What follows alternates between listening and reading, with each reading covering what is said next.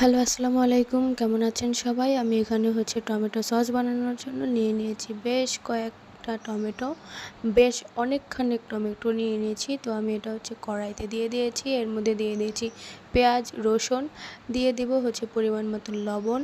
এবার আমি এটাকে ঢেকে দিব। ঢেকে সেদ্ধ হওয়ার জন্য দিব। টমেটোতে আপনার এক্সট্রা কোনো পানি দেওয়ার কোনো প্রয়োজনই নেই, কারণ টমেটোতে যেই পানি আছে ওই পানিতেই হয়ে যাবে। দিয়ে আমি একটু ঝাল ঝাল করব, এই জন্য দিয়ে দিয়েছি বেশ কয়েকটা বোম্বাই মরিচ।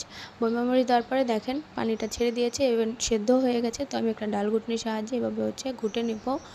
তো ডাল ঘুটনির সাহায্যে ঘুটে নেওয়ার পরে তারপরে আমি একটা মিক্সও করে নেব একটা মিক্সারের সাহায্যে মিক্স করলে হয় কি, আপনার পেঁয়াজ, রসুন যেটা আছে, মরিচ আস্তে আস্তে ওইটা একেবারে মিক্সড হয়ে যাবে।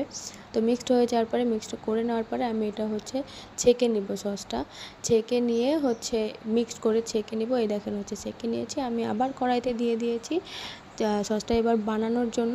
তো আমি জাল দিচ্ছি। জাল দেওয়ার পরে এখানে আমি দিয়ে দেবো তেঁতুলের রস।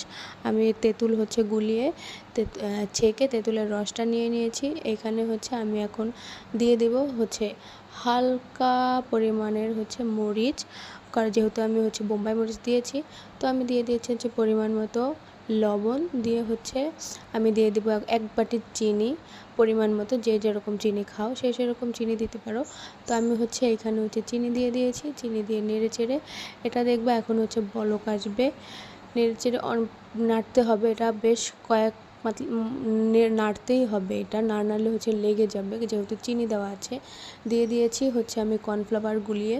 দিয়ে দিব এখন আমি ভিনেগারটা দিতেই হবে। ভিনেগার না দিলে তোমার সসটা 2 সপ্তাহের মধ্যে খেয়ে ফেলতে হবে, নাহলে সসটা নষ্ট হয়ে যাবে। তো আমি এখানে ভিনেগার দিয়ে দিয়েছি। তো এটা নাড়াচাড়া করতেই হবে, নাড়তেই হবে, নাহলে লেগে যাবে নিচে। তারপরে এটা যখন একটু ঘন ঘন হয়ে আসবে, তখন চুলাটা বন্ধ করে দিতে হবে। তো যে আমার ইউটিউব থেকে দেখে থাকছো, তারা আমাকে সাবস্ক্রাইব করে দিয়ে পাশে থাকবা, কারণ আমি নতুন। ফেসবুক থেকে দেখে থাকলে আমার পেজটাকে লাইক, ফলো দিয়ে আমার পাশে থাকবা। আমার এরকম অনেক রান্নার ভিডিও তোমরা সবাই দেখতে পারবা। তো আমি নাড়তেই আছি। দেখো এখন আমি এটা বন্ধ করে দিব। বন্ধ করে দেওয়ার পর এটা সকালের ভিডিও। তো দেখো এরকম ঘন এসেছে। তো এখন আমি দোকান থেকে এনে রাখা, আগে আমি দোকান থেকে যেই সসগুলো কিনতাম, তো আমি 2টা বোতল সংরক্ষণ করে রেখেছিলাম। তো এই সসগুলো আমি 2টা বোতলে এখন রেখে দিব। দেখো আমি সেই 2টা বোতলে ভরে নিয়েছি সসগুলো। কি সুন্দর লাগতেছে, তাই না? তো সবাই আমার পাশে থাকবা, আমাকে সাপোর্ট করবা। ধন্যবাদ।